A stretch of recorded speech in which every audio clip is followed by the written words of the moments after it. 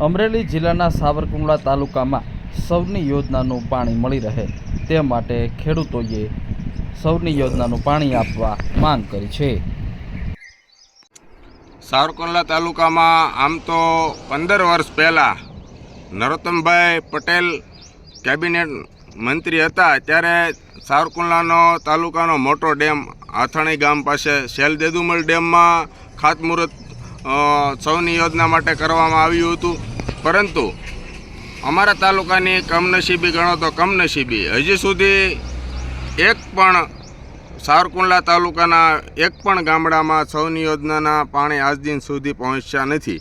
સાવરકુંડલા તાલુકાના ગ્રામીણ વિસ્તારમાં જો સૌની યોજનાના પાણી પહોંચે તો ખેડૂતો હરિયાળી ક્રાંતિ લાવે તેવું જોવાઈ રહ્યું છે।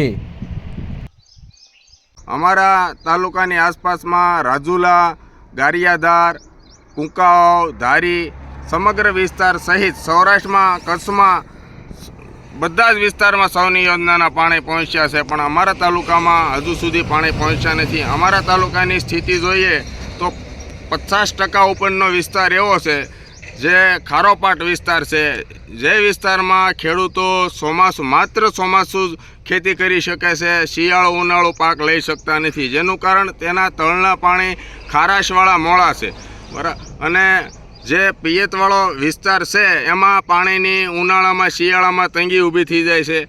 એટલે ખેડૂતોને જો ગામડું અને ખેડૂતને અહીંયા ટકાવવા છે તો આ યોજના સરકારે વહેલી તકે આપવાની જરૂર છે। જો આ યોજના અહીંયા સુધી ધારી મવા સુધી પહોંચી હોય તો કુંડલા કેમ નહીં?